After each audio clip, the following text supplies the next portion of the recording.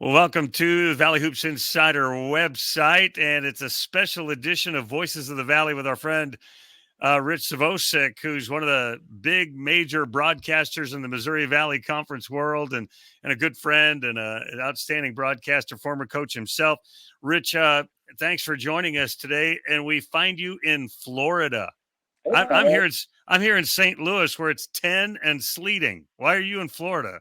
Well, I had to get out of the cold weather, and I timed it perfectly actually, and without a game this week or next, so it gave me a chance to get warm, get toasty. Good for you. We're at the quarter pole of the Missouri Valley Conference season. 5 games in, 5 teams tied for first place at 4-1, and Bradley lurking just one game further back. Those 5 teams, or if you throw Bradley in, half of them right there fighting for the top spot. What's the biggest surprise of those 6 teams that maybe somebody's missing, or you're surprised that somebody's there? Well, I tell you, the job that Brian Mullins has done at Southern Illinois. I mean, you lose 2 prolific starters in Marcus Damask, who's having a heck of a year at Illinois, and then you lose Lance Jones, who's having a great year at Purdue, and you find yourself in first place. I mean, typical Brian Mullins coach team. They guard you from end line to end line. They make it tough, and Xavier Johnson has just picked up the slack and become just an unbelievable leader, unbelievable scorer, number 2 in the country, I think, at the last look. Mm-hmm. And has really led that team. So that might be my surprise. Obviously, Indiana State, tremendous job that Josh Schertz has done. But he had some of those key players back, but he did add a couple of new guys that have made an impact, and some of the old guys have gotten better this year and continued to mature. Jason Kent comes to mind as a guy who has really, gotten better each year that he's played in the Valley. And then, it's Drake that Darren has done. He's been so consistent that sometimes you overlook him with the job he's done. I mean, obviously he had Brody and his son Tucker back, who had an unbelievable game the other night against Indiana State, dropped 29. But the rest of the pieces were gone, and a lot of experience, and Roman Penn and Wilkins, and he's retooled it. Took a couple of transfers, a young freshman kid playing well, right? Gibson, those guys, and lo and behold, they're at the top of the standing. So, and I think, and I don't want to jinx anybody here, but with Connor Hickman coming back, Bradley hit that little skid after they got off to such a great non-conference start. But now they've won their last 2, and they've won them convincingly. So, look for Brian Wardle's team to not go away anytime soon. It's very interesting. As we mentioned, 5 teams, 4-1, and 1 team 3-2. Probably one of the surprises might be that Northern Iowa isn't one of those top 6 teams, but they seem to be getting it back together, and they're only 1 game further back from Bradley at 2-3. You mentioned Brian Mullins. Some of us left them for dead.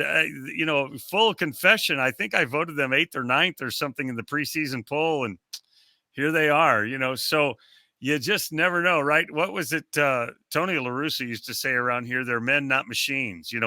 We plug them all in, and they don't always turn out the way we thought they would. Well, you look at it, let's not forget they lost Dalton Banks. Yep. Who's now having a solid year at Illinois State. But their front line has really gotten much better. Yep. I mean, Clarence Rupert, the young man who transferred from St. Peter's, is having a good year. Hensley is playing well. D'Amico is playing well. So I think very underrated front line.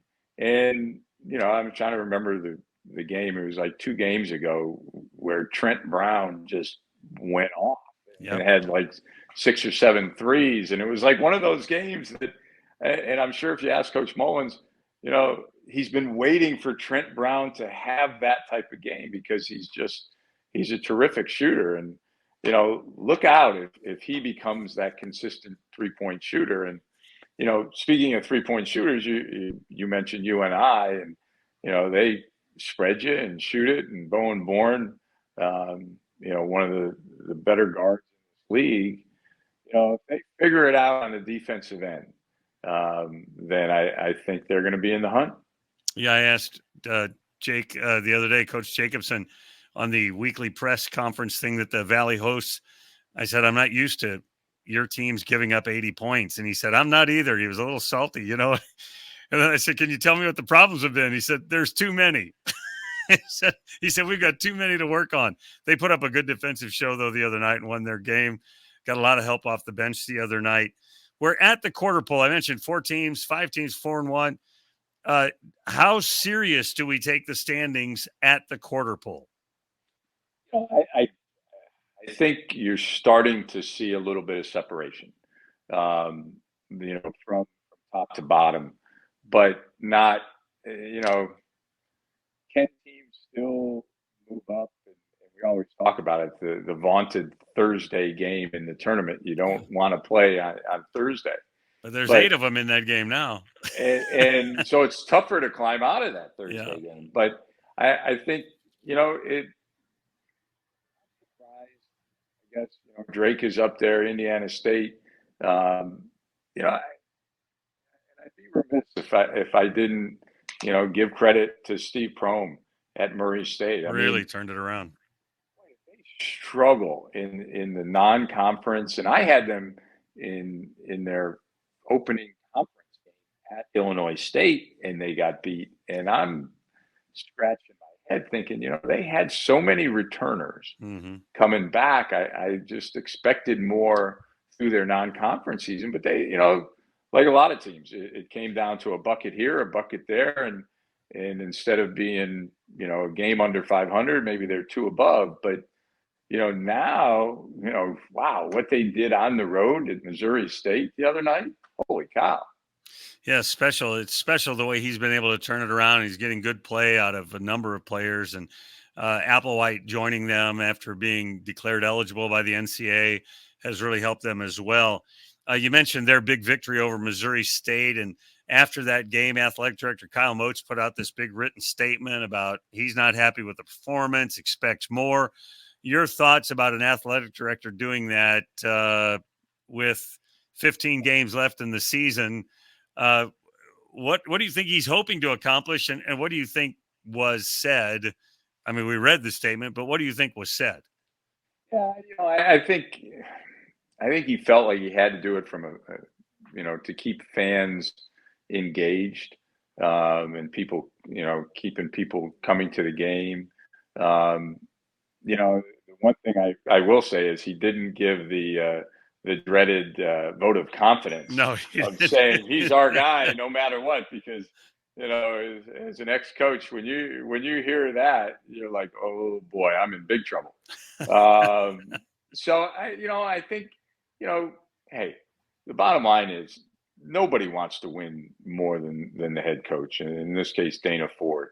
I mean, he's trying to figure things out. They missed Matt Lee for a number of games there, and then he came back, and it hasn't clicked. Yeah. But sometimes it takes time. When you lose a guy up front, it's easier for him to come back and get into the rotation, and things go well. But when you lose a guard, and now, especially in this case, a point guard, now you're trying to bring him back into the rotation. It takes a little time. I mean, everybody has got to move over a little bit, so to speak, whether it's in position or in playing time. So, I think Dana will get him playing hard and get it turned around as the season goes on. Yeah, and I'm a big fan of Dana Ford's and love his approach and all of that, but they've struggled, right? They've had talented teams that haven't maybe lived up to what people like me have voted them to be preseason. And obviously that's a kind of an unfair thing as well, because I don't know anything, and I say they're going to finish second, and then they finish fifth, and they look bad, right? And so it's a difficult time, and we wish Dana Ford the best, and obviously, Missouri State's probably the largest university in the league, and I keep waiting for Missouri State to be the big dog in this conference. Right. And it just hasn't happened really. And baseball is probably the outlier, and basketball used to be. But man, their women's basketball team's won about 6 or 7 in a row. They're hot right now. But you just keep waiting for them to climb that mountain, become the new Wichita State because of their resources, and it just hasn't happened. And it, you look at it. I mean, it's not just Dana Ford. It was Paul Lusk before him. I mean, Right. Quanzo Martin. Yes, he had the one good year, won the regular season. Barry Hinson did a great job. I hate to really go back, but I remember something that oh my God, I can't believe I'm having an old person's moment here. Norm at Mizzou. Norm Stewart. Norm Stewart. I apologize. Norm Stewart said to me one time during an interview, he said, early on in his career at Missouri, they won the Big Eight. So it became easier to win it moving forward because everybody believed you could do it. They had an opportunity when Kim Anderson, who was in school early in Norm's career there, and they lost in the Elite Eight to Michigan. And he always said, if we had won that and got to the Final Four, we would have made multiple Final Fours just because now everybody believes you can do it. And I think that's somewhat the issue at Missouri State, even though it's transcended a number of coaches. That the 2 years that Barry Hinson was at Missouri State and had the best RPI in the country of any team left out, like in the low 20s. Yeah, I think it was like 21. If they make it one of those years, maybe Barry is still there. Maybe Barry went on to a bigger job, but the next coach, now he's looking at that banner and it's like, okay, it can be done because it's been done recently.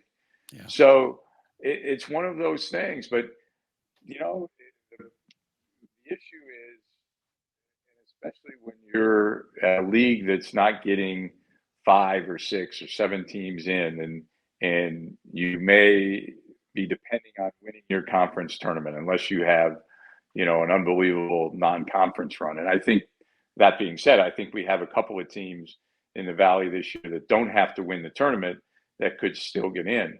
But it always goes back to, and never made the tournament. And that's what fans point to and athletic directors point to. And, it's not for not trying. Sometimes it just doesn't go your way. But in this case with Dana, he does have some talent. The Edwards kid to transfer from Xavier and Matt Lee, we mentioned before, and Alston and Chance Moore. I mean, he's got a good nucleus, and they just got to start clicking, and then they become a dangerous team. I'll go back to Bradley. Bradley was 6-0, and they were rocking.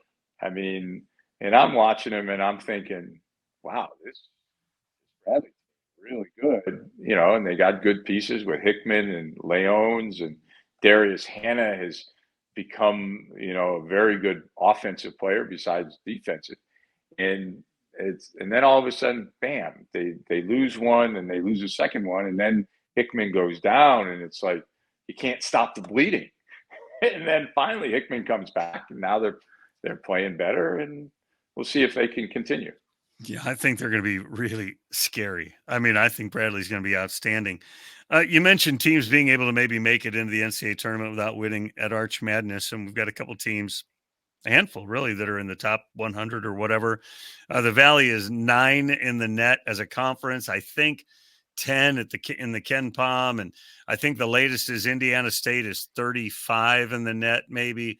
Yeah, your thoughts about one or two of those teams having a chance, because now after they've started winning again, Bradley's all of a sudden an 80 in the net. I mean, they had a really good non-conference until it fell apart a bit there at the end with Hickman out. Realistically, for the fans watching this, those teams would have to play well through the regular season, and then one of them not win the conference tournament. Who has the best bet of making it? Is it obviously Indiana State? I think right now, I'd have to say either Indiana State or Drake. You can point and try and figure out, okay, what's the best win Drake has had. They had an opportunity against UAB and didn't get that one, and that kind of hurt. Albeit it was a bad one. Albeit it was on the road. But Drake, it's hard to count out because they've been to the tournament the last couple of years or 2 of the last 3 years, and we can say all we want that they only judge you on your year. That's human nature. Says, I know that team. Drake's been to the tournament. They can get there, but I think those two would have the best opportunity, albeit Southern Illinois has, I guess, the best win non-conference with the win over Oklahoma State. So those 2.5 maybe, and then we haven't mentioned Belmont and the job that Casey Alexander has done, and Cade Tyson is having a terrific year, an MVP type year through the first 5 games. And how about the the transfer Malik Dia? Yeah, it's been terrific. I mean, if he had played that well at Vanderbilt, he would have never transferred. Holy cow! Or at least Stackhouse would have, never let him go down the road to Belmont. But he has been a terrific addition as well. He has that long 3-point set shot.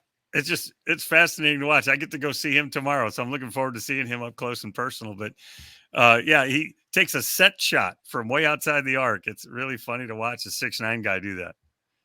He's a very good player, talented.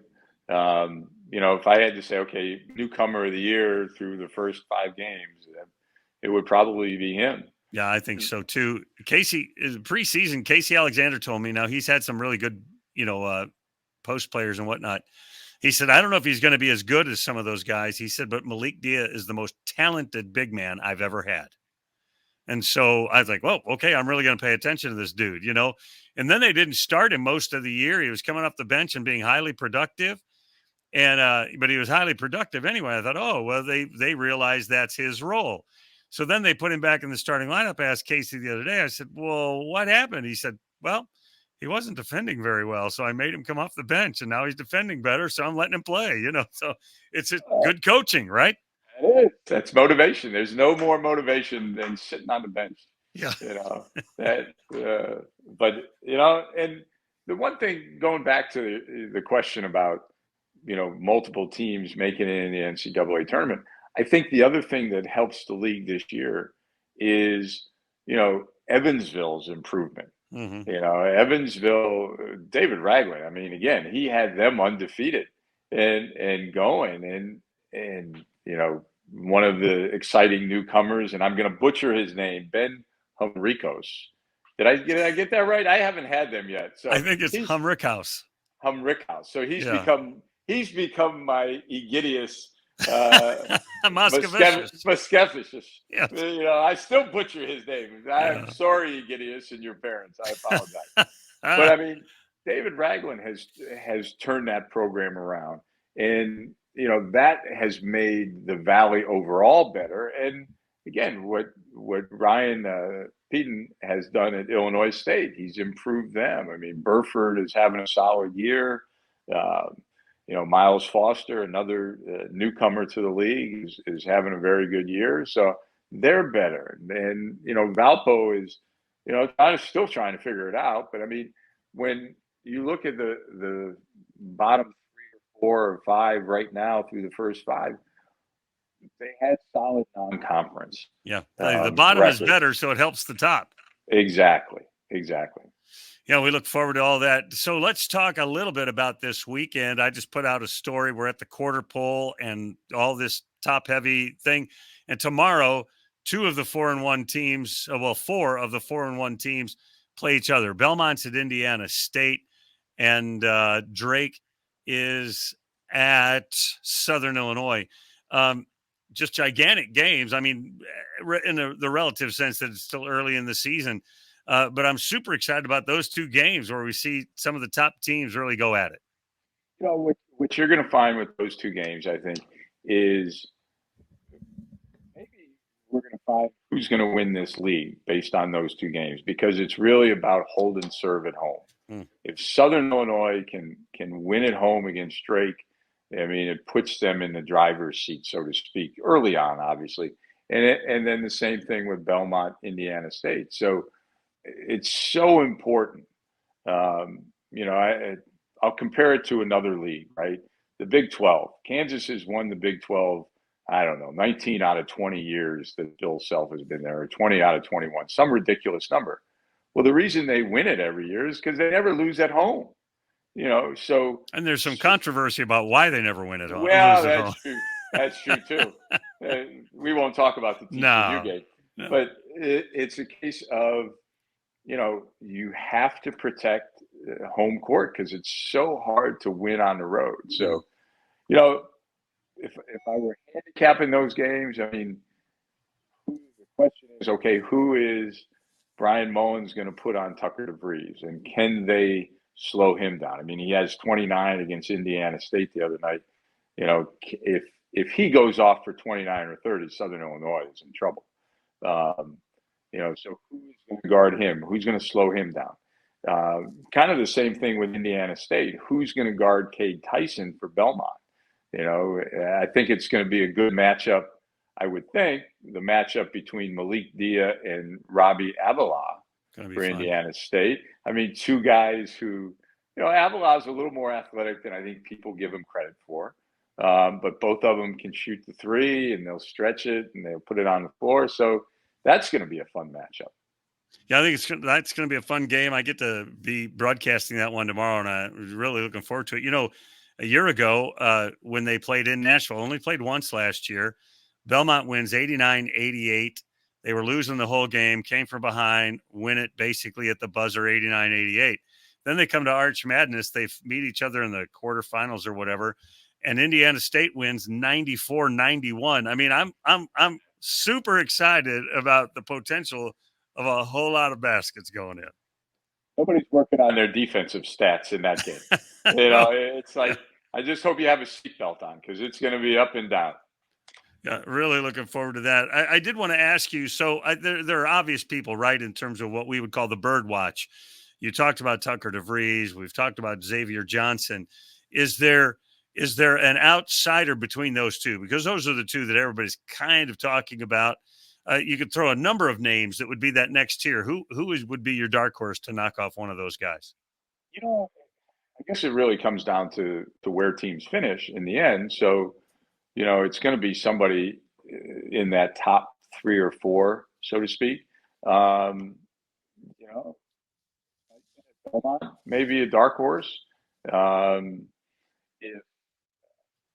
Murray State continues to play well, it could be a guy like Rob Perry. You know, but it's an interesting thing, because it's like, who's got the better supporting cast, right? So you look at Indiana State, and you know, they're very well balanced. I don't, you know, I can say this, they're all good players, and they all could pick their night when they go off.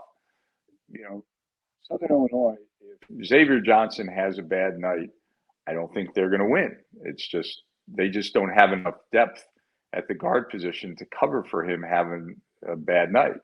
You know, if Tucker DeVries doesn't have a good night, I tell you, I love the Wright kid, Aiken Wright, who's been terrific for them. Connor Enright has been solid as well, but you know, they maybe have enough they can survive, and they have survived when Tucker hasn't had a good shooting night. So I mean, how much does that come into play? But we'll see. Yeah, my dark horse is Connor Hickman. I think he's the most well, no, maybe not the most. I think he's very irreplaceable. I think he makes Bradley so much better. So that's kind of my little dark horse. I don't know if you've seen enough of the teams and all that, and I don't know that I've even scoured it myself. Is there maybe it's Chuck Bailey? Is there a freshman that has stood out to you beyond him? He's the highest scoring freshman in the league. Evansville's Chucky Bailey. Trying to think, trying to roll it through my head here. I guess Overton at Drake would be in that conversation. Overton, we'll see over the next couple of weeks. Nick Kramer at Missouri State. He's had some solid games. I mean, if he continues through the course of the year, maybe Nick Kramer might be my other pick for freshman of the year. It's going to be interesting to see how that all plays out as well. When's the next time we're going to see you on television? So I am off this weekend, so I'm just going to be sitting in front of the TV watching you. Okay, me and Dan Muller tomorrow, 1:00. And a bunch of other games because there's some good ones. And then I will have Bradley and Belmont in Peoria, which a week from now, that could be a battle for first place. Yeah, it really could be. Well, I think the season's I just think it's so exciting. And one of the reasons that you brought up is because the lower tier teams are better. So that whole net and all that stuff is better. But that means some of those games will be more difficult as well. I love how they're playing. I mean, it's staggering to me that they could lose, that Southern could lose the guys they did, and Bradley could lose the guy they did, and Valpo could lose the guy they did, and the league is way better. I mean, that says so much about these coaches and the way they recruited and the way they're building their programs. I was just going to say that it's the quality of coaches that, quite frankly, the teams have been able to hold on to. I mean, the run that Darren DeVries has had through his first 5-6 years, that he's still at Drake. Credit to the Drake Bulldogs and able to keep him. And Brian Wardle, I mean, the run he's had at Bradley, and so it's very good coaching. That has been able to continue the success, and to the young guys who came in, Ryan Peden and David Ragland. Obviously Coach Powell at Valparaiso is in his first year, so he's a year behind. He's where Ragland and Peden were a year ago. Yep. And he'll get him going. But I love what those two guys are doing at Illinois State and Evansville. And if I was coaching at Drake and Belmont, I wouldn't like it, because now it's not a gimme anymore. It's a dogfight. That's exactly right. Rich, I won't keep you any longer. Appreciate the time. I always like to catch up and learn more about basketball when I talk to you. And besides that, I just like you. We did a game together, I don't know, 2 years ago, and I showed up and I forgot my tie. And so I had to wear a Rich Zvosec tie to get on television one time. So you saved my bacon that one time. I went a long time. I'm a sloppy eater, so I always bring 2 ties. Well, I brought 2 to my last game so you're discipling me. I appreciate it. Well, it was fun, Harry. It was fun. Appreciate your time. That's Rich Zvosec. You've been watching Voices of the Valley here on ValleyHoopsInsider.com. Appreciate your time today. And remember, since you've been there, make it a better place. We'll see you again real soon.